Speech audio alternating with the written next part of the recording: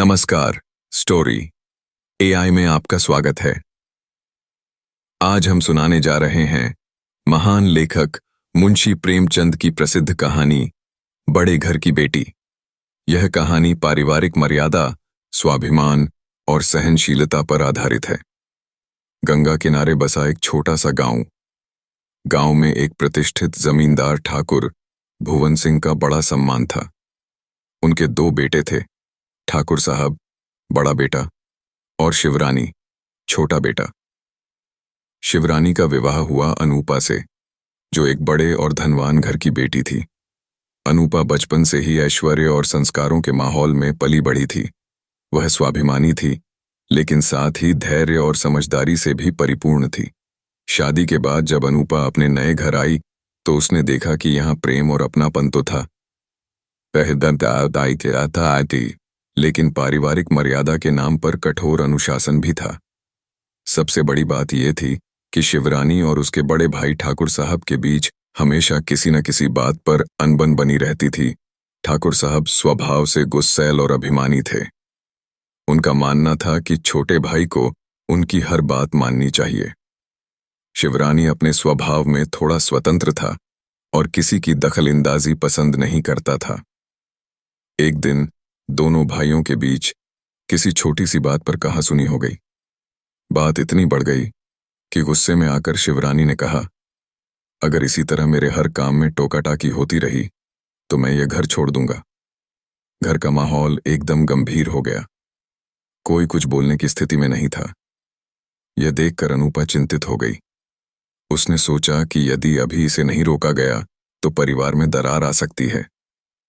रात के समय जब घर के सभी लोग सो चुके थे, अनूपा अपने पति के पास गई और बोली, आप गुस्से में बहुत कुछ बोल गए, लेकिन क्या आपने सोचा कि इसका असर पूरे परिवार पर पड़ेगा?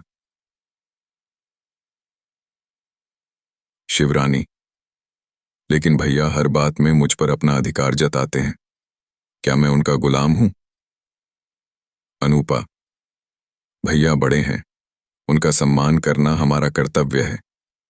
अगर वे कभी गुस्सा कर भी देते हैं तो हमें धैर्य से काम लेना चाहिए। शिवरानी को यह बात कुछ हद तक समझ में आ गई, लेकिन अभी भी वह पूरी तरह से शांत नहीं हुआ था। अगले दिन अनूपा खुद ठाकुर साहब के पास गई। उसने बड़े आदर से कहा, भैया, घर के बड़े बुजुर्ग परिवार को जोड़कर रखते हैं। अगर आप ही अपने छोटे भाई से नाराज रहेंगे तो बाकी परिवार पर इसका क्या असर पड़ेगा?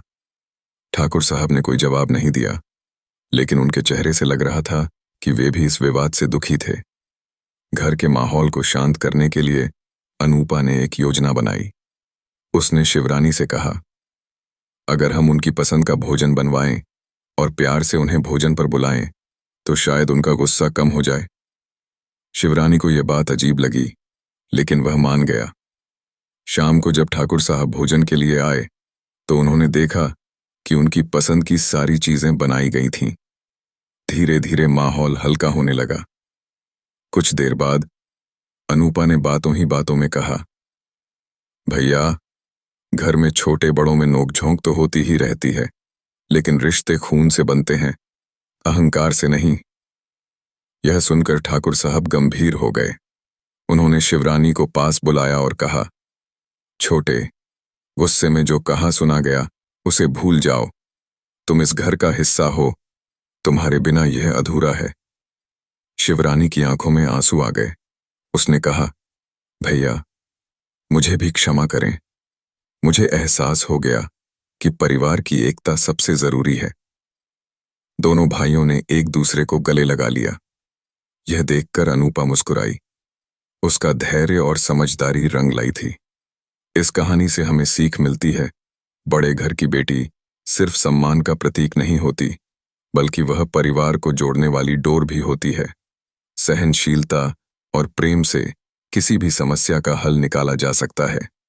अगर आपको यह कहानी पसंद आई तो इसे लाइक, शेयर और सब्सक्राइब करना न भूलें। मिलते हैं अगली कहानी में।